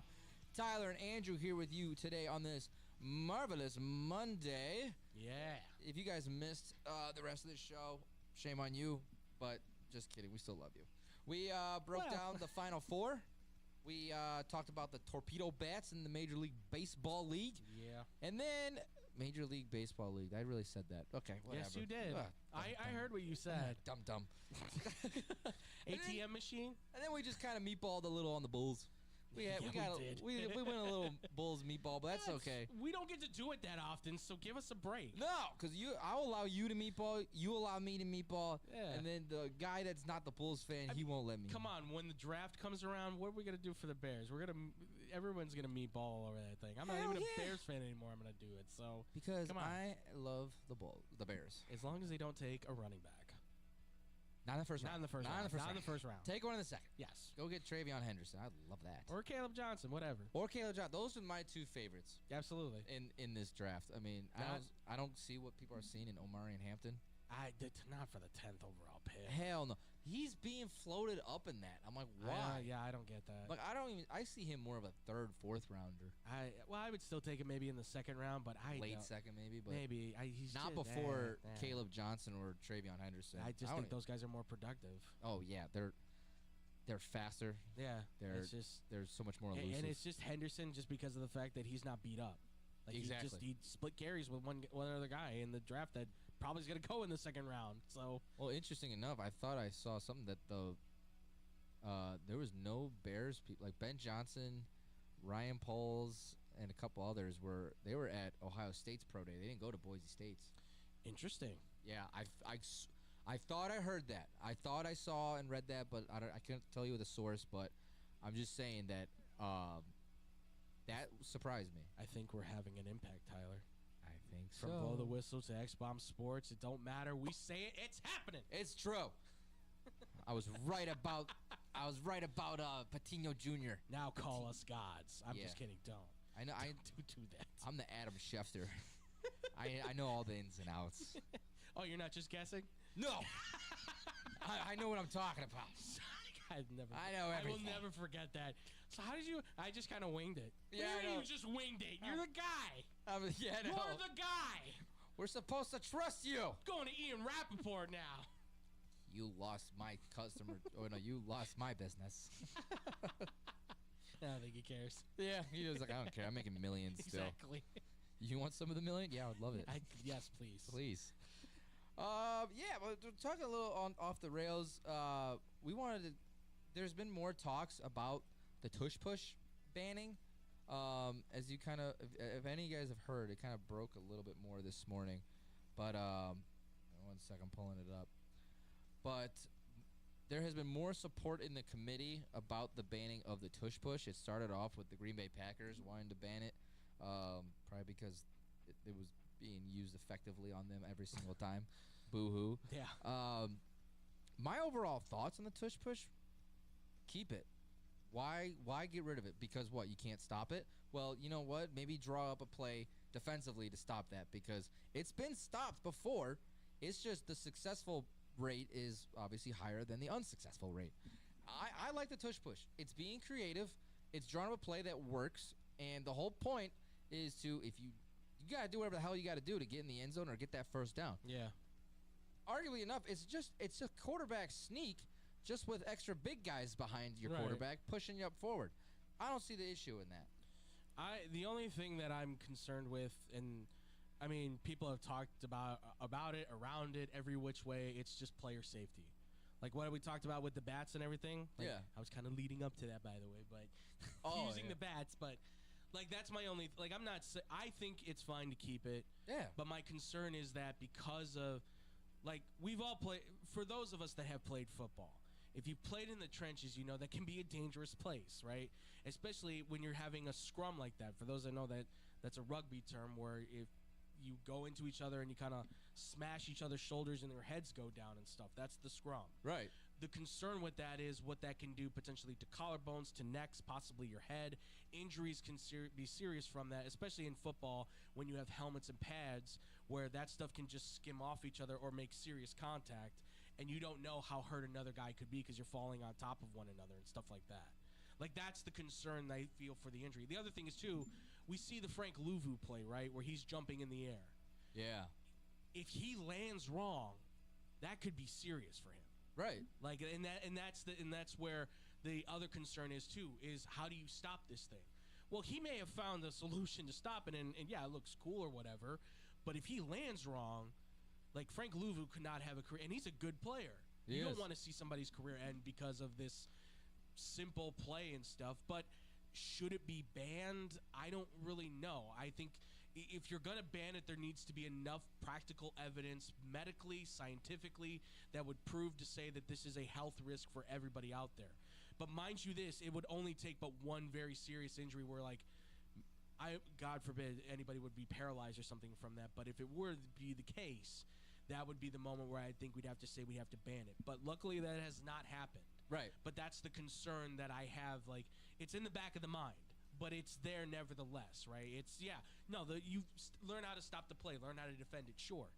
But the moment somebody gets hurt, that's from the back of my mind is going to shoot right to the front and go, okay, now we need to have that talk. Now we have to have that conversation. That's my biggest thing. There hasn't been any serious injuries from it yet. Right. It's not like changing the kickoff rule where after changing the kickoff rule, it did eliminate a lot of more injuries and stuff like that. And now they want to do it again. And now they want to change it again. I did, like, oh, God. So we could be going back and forth with this whole, we're going to have the Tush Push banned this year, and then the next season we'll bring it back, and then we're going to ban it again. And then we're going to change the kickoff again, and then we're going to change the punt, and then we're going to change quarterbacks can only pass with their left arm. You can only change so much to the game to make it safe. But to me, the Tush Push hasn't showed anything to prone more injuries. Yeah. Like, this is just a strategic play written by Nick Sirianni, which, I mean, you would say, I would say he's the creator of the Tush Push. Sure. And you see other teams doing it, but the Eagles just managed to do it better because, again, they created it. And it's just a great strategic play to get your offense that first down or that touchdown. Yes, it's not as exciting, it's not as much of a fun play, but what's the difference of that? You're at the goal line and you just hand it off to your big back behind and they try to jump it over. It's like you kind of expected that to happen. Right. Kind of like what you're going to expect with the Tush Push. When they line up for it, they're like, all right, they're going to probably bulldoze through there. It's like, yes, because they've practiced this play many, many times. No, and that's just the part of the game, man. Absolutely. Well, and by the way, I love the fact that, like, I mean, you say Nick Sirianni came up with it. The guy who actually came up with the idea was when Nick Sirianni was in Minnesota, I think they said, and it was the linebacker, or no, it was not when he was in Minnesota, sorry, but it was linebacker Anthony Barr who played for Minnesota. Yeah. I guess he came up with the concept when he was there, and he's like, why don't you just, like, put a bunch of big guys behind the quarterback and just let him go? Like, oh, really? Yeah. Oh, okay. Apparently, that's the word, is that Anthony Barr just said that kind of like in passing, I guess, is like that would be such a simple play, right? Yeah. Let's just do it. And Nick Sirianni said, like, yeah, that's where I kind of got the idea from. Oh, okay. So, Anthony Barr gets the credit for the Tush Push. A defensive player came up with one of the most unstoppable offensive plays. Yeah. So, and you defenses are whining and babying, crying about it. Oh, we can't stop it. It's like, well, I don't know. Be better. Yeah, scheme for it better. You know it's coming. It's a pretty hard play to defend, I will say. It is. But it's not against the rules. And like I said, unless you can have some sort of scientists, and I'm talking like true, not NFL hired, like true scientists that come in and like analyze the dangers of the play or something and say, like, we have credible information from our data that says that this is a very dangerous play and you should not be doing it. Then sure. Then yes, let's talk about banning it. But until then, right now, I can't. I only can say it's a concern. It's not a problem. Yeah. That's all I can really call it as. So until it becomes, and that's the sad thing. Until it hurts somebody, like that's kind of what we're waiting for. And it sucks, but like I don't know what else to do at this point. But that's just kind of how you have to base it off of making so many changes to the game of football. Unfortunately, that's the hard part about it, right? It takes Tom Brady getting hit in the middle to go, okay, not touching the quarterback below the waist. Yeah. No more. No, we're done. We're done with that. Oh, kind of moving on, but just because it dawned on me, because I was like, what else was I going to talk about in the off the rails? Yeah. But the Morgan Wallen thing. Oh yeah. So we were gonna talk about that. Did you catch that at all? Yeah, I saw. I didn't. I don't watch SNL anymore. I've tuned out of it at this point. I watch some clips once in a while. I watch clips. I don't watch it like religiously every Saturday night. I don't do that anymore. So I'm also tired on Saturday nights. Same. I'm working really. So, but I did see he hugged. I forgot her name now. She was in Anora. Really good movie, by the way, for those that didn't see it. Very, very good movie. I saw he hugged the guest star, the guest for the night, and then after that, he just walked through the front, and I guess he put out a tweet. He's like, I wanted to go to God's country or something like that. He tweeted something like that. He posted a picture of an airplane. It says, "Get me to God's country." Okay. Which I'm not entirely sure what the heck he's talking about. My guess is he just didn't want to be in New York. He just wanted to go home because he doesn't even live in. I think he lives in Tennessee. I think he's a Tennessee. Everybody lives in Tennessee now. Jeez. Yeah, I know. You sing a country song, you live in Tennessee. That's where they all start. Or you live in Texas. It's one Tennessee or Texas. Tennessee or Texas, it seems. Or maybe Florida. Maybe, I don't know. A little bit of Florida. I think if you're rich enough, you're probably living in Tennessee or Texas. I don't know anybody that's like, I made $1 billion off of this. Where you living? Gainesville? I don't think so. Tampa. Jacksonville? No, not happening. My guess would be he's just he's not a New York guy. No, he's a country dude. I think people are taking it way too political. And I don't know why. I don't know either. I think it was just. I don't know if he truly seemed like he did not enjoy himself on SNL and just walked off. Or maybe he didn't know. I don't know if he watches the show and doesn't get the concept that people sit on the stage and hug, high five, and chit chat, and then. But yeah, as soon as the credits start rolling, he just kind of gets up and walks away. It looked. I know a lot of people were like, "This is a weird." It looks so weird. Why is he doing it? And yeah, I saw people were like, "Oh, it's a political." It's not. I think he's just. Look, it's midnight. He's tired. He's in New York. I'm. Nothing against New York. It's just, if you're not used to the big city, it's not your deal, right? He lives in Tennessee. He lives in Nashville. That's more of his. Nashville is a city, yes, but it's not a big city, right? It's like a big town more than anything. Exactly. Nothing against Nashville. Don't attack me. I do love Nashville. They call it the redneck Vegas. Yeah, it's Nash Vegas, right? Nash Vegas, exactly. It's better than Manch Vegas, so. Yeah, that's right. That's in New Hampshire. That stinks. I'm just looking at these tweets when you look up Morgan Wallen. Oh God, it's so funny because people are looking way too far into it. That's on both sides. Not everything has to have a message. It's okay. I know. It's not everything. It's okay. You don't have to go into the deep dive because he picked up the water bottle. Think about it. It's 11:30 at night. He's bright tired. Doesn't he have a new album coming out too? Guy's probably working. He's got things to do. He's got tours to do. He's got music to work on. He's got a family, for crying out loud. Let the man rest. He is the hottest country artist right now, I think. Oh, yeah, he is. By leaps and bounds. I love his music, man. He's killing it. His new album's coming out. It's one song more than the last album, and everyone was joking around with him of how long his last album was. It was 36 songs. Yeah, I saw, yeah. Jesus. Guy writes a lot of music. What and do they're you want? good. And yeah, I like really his music. Good songs. But I'm just I don't get the whole thing of, guys, calm down. People jump to conclusions too much these days. It cracks me up. God, in the sports terms, how many people were jumping on the Caleb Sucks wagon before the season even started? And now, after beating the Packers, it's funny how that becomes the exclamation point for everybody to go, hey, he's not that bad. Okay, I like this kid. You just said he stunk. You said he was going to be a bust. And all of a sudden, it's like, oh, he beat the Packers. What are you... That's our Super Bowl. Yeah, exactly. People got to chill. They need to relax, man. Seriously. Have a drink. You and I were kind of talking, but you did finish the last season of Reacher. I did. What did you think of it? I honestly thought that this was one of the best seasons. That's what I thought. I like the first season. I think is good because it sets up who he is and everything, and it's got the good kind of CSI, detective work and everything. But so does this one. I'm gonna try not to spoil everything for everybody, but he's doing the undercover work in this one. Mm-hmm. He's going inside. He's doing the inside job kind of thing for this one. And I like the characters they were building. I like the story they were telling. I like the fact that the history that's kind of built behind it too, and everything. I don't like the flashbacks I can do without. That's why the second season kind of takes me out of it. Because Yeah. Because it's like with Arrow. I think you've watched Arrow before, right? No. The DC show on No, I never on watched CW. You never seen it? No. Okay. Well, I know David has. It's the show Arrow for the Green Arrow, essentially. Yeah.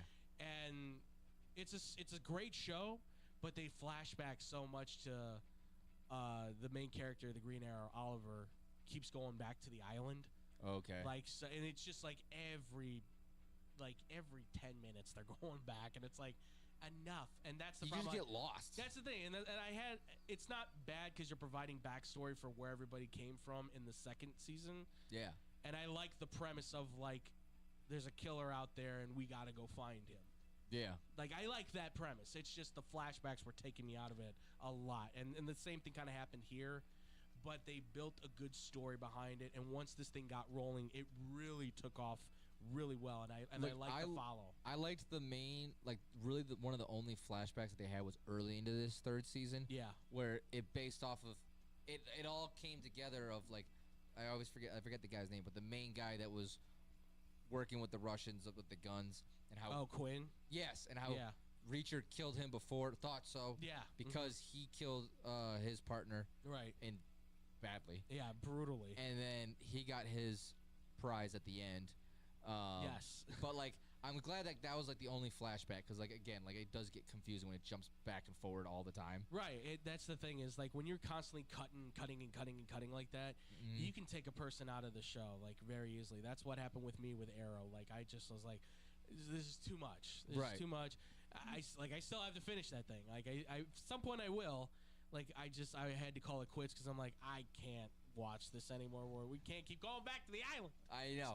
It's too much, but that's almost was how I was for a little bit with Game of Thrones, just with the switching into different houses and stuff like that. And then at least that wasn't as bad. At least everything was on the same timeline. That's the thing is at least you knew they were telling a still linear story. They were just jumping between everybody's different perspectives on what was happening at different times. Well, not different times, but same time, but different perspectives. Exactly. And that's what made it so good, obviously, until you get to the end. The last season, yeah. I had to explain that to my class. And I say this again. It isn't the worst thing in the world necessarily because you do get the action. Yeah. It's just that the book wasn't out. You tried to rush a story. You didn't really take the time and the care to really think about how you wanted to wrap this thing up since you wanted to wrap it up. And then it feels rushed and it feels clunky and it feels bad. Well, also because those producers had the job lined up to do the Star Wars movie at the time. And then they got canned from that because, like, you guys did horrible on this. Well, I mean, Plastic water bottles showed up on Game of Thrones. Yeah, I was going to say. How the hell do you not see that? Well, in fairness, David's been watching The Walking Dead. I forgot to tell him in the first episode of or the second episode, whatever it is, when Rick goes into Atlanta and you see, like, all those zombies there, like, down the street of Atlanta. There's one, you can kind of see him, like, all the way in the middle, kind of towards the left a little bit. I can't, like, towards the front, middle, to the left. He's drinking a water bottle. Are you serious? You can blatantly see, like, well, not blatantly, I should say, because, you know, zombies gray all around and it's a clear water bottle. But you can see there's a guy with his hand up and he's drinking a water bottle. See if you can find the image maybe. I didn't notice it the first time, but watching it through for like the third or fourth time, I was like, is that guy, that zombie's like, is he drinking something out of a... God. Yeah. Yeah, you do see it. You can see it. Like, you could see. So... Come on. Yeah, continuity is important, folks. That guy definitely got fired. He's not even, like, dressed like a zombie. That's one of the... Yeah. He's over there just drinking a bottle of water. Oh, yeah. Like, that's one of those where you go, who the hell gave him a water bottle? Sorry, my bad. So funny. Dude, I love stuff like that. That's some of the best. It is. It's just, like, you don't see it at first, and then someone points it out. You're like, oh. Yeah. Well, there's that. Absolutely. Or like, I forgot what it was. I was watching one of those... like a horror movie, like one of those that went to the big screen, but it didn't do well. Yeah. And they were walking through a mall or something like that, and the mall sign was supposed to say Washington, but it said Washington. Oh, jeez. It was like Wash E-N tin. Uh-huh. And I didn't see it at first. And then I was looking at it, and everyone's like, this movie's garbage. By the way, did anybody notice the sign didn't even say Washington? It said Washington. And I looked back, and and somebody took a shot of it on their phone. I was like, oh, my God, these idiots. Like, I mean, like, come on, guys. It's not that hard. I'm like, you probably spent how much on that sign, and you couldn't do spell check? Is this how you spell it? Where's the N go? That's not why the movie stunk. It still stunk on its own because it was a bad horror movie. But that was just one of those where I'm just like, as if you weren't bad enough. Just the tip of the iceberg. That's fantastic. But no, Reacher season 3, great. I can't wait for more of it. They're filming season 4 already. Yeah, they're doing it. They've done it. They're doing it concurrently, which is fantastic. Alan Rickman is an incredible. He's an incredible actor. He's from his days. Not a bad singer, American Idol either. Yeah, you found that out. I found that out. He found out he was on American Idol. He is multi-talented in so many ways. I can't believe he's like, I am going to shoot this. Oh, by the way, I'm also going to be producing Blue Mountain State. Like, dude, do you sleep? Do you take a break? Like, chill. Dude, he's on the move. He's. I love it. I do too. It's been great stuff, and I can't wait to see Blue Mountain State. I the fact that he's like everyone's down to come back. It's fantastic. I love it. Let's do it. I'm so excited, man. God, please let Thad be the coach. Please. That's phenomenal. I can't wait for the rest of the season. And I can't wait to see what else they do with Tom Clancy. Because they have so much lined up for it. I know. So much fun. All right. Well, wow, we timed that out perfectly. I didn't have to do another bed. Absolutely. That wraps up our Off the Rails. What? I was just going to add for my Off the Rails just real quick. Yeah. Malice in Minneapolis. Guys, chill. Yeah. I mean, God, it's not even halftime. You guys already started fighting. You guys got coaches and players ejected. Just before we get out of here, I'll ask you. Yeah. Do you think this is going to be the end of Isaiah Stewart?